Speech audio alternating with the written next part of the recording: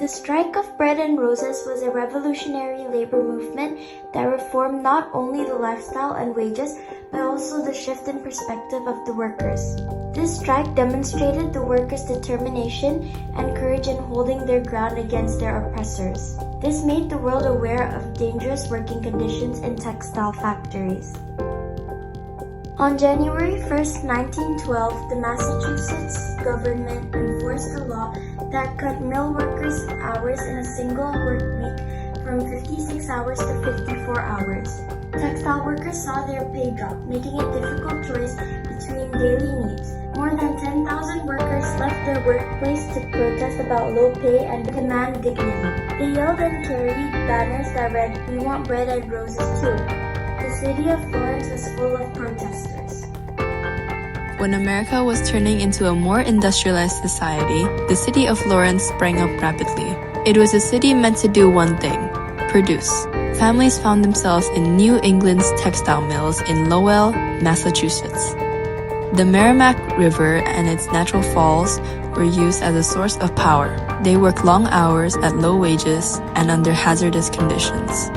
Inside the mill, the condition is terrible. Many workers were sick due to harmful environment, and the machines are also dangerous. It is extremely unfair for the workers to only be paid a small wage. A lot of them went through terrible situations, which was described by a 14-year-old Kamala Tolley. While working at the Washington mill, Tolley had her hair tangled in the machine.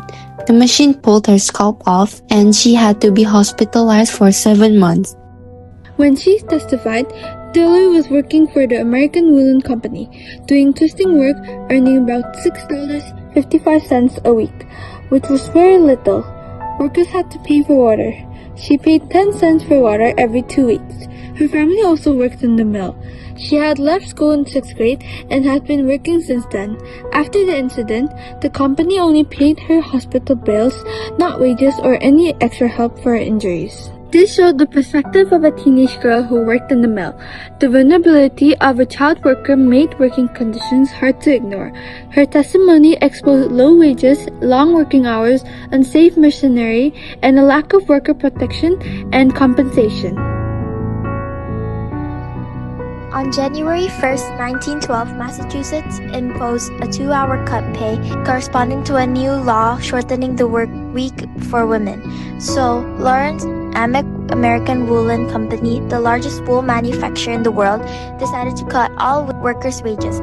The pay drop would make it difficult for families to choose between daily expenses such as food, water, and bills. The strike spread rapidly through the town, growing to more than 20,000 workers and involving nearly every mill in Lawrence. The Congress begins hearing the protests on March 2nd. They set up picket lines in front of the factories.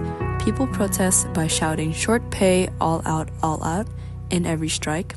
They also carried banners with "We want bread and roses too." And since it was snowing, the workers shattered windows with bricks and ice.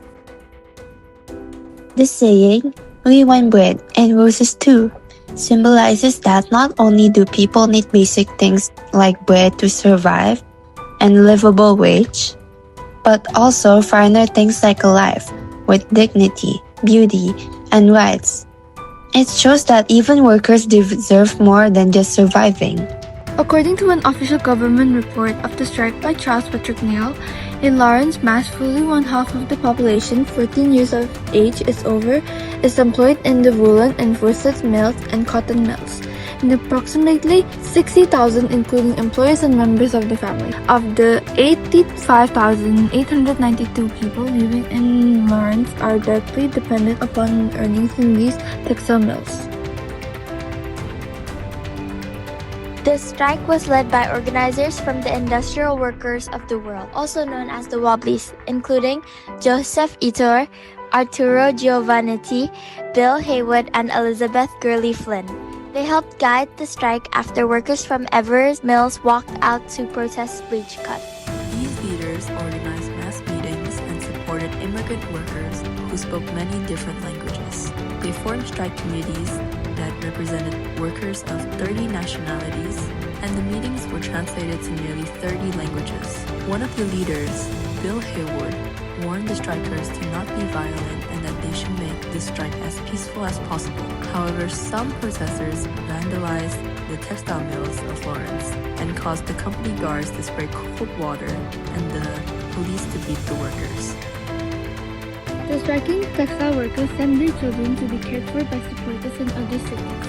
It was to make sure the children were safe and to provide them with food. It was also to show the whole nation the strikers' difficult situation by showing the suffering of the children. But on February 24, children and parents stood beside a railroad station to get to Philadelphia when the Lawrence City Marshals tried to stop them. Marshals and police called mothers and children before dragging them away to jail. One woman was carried.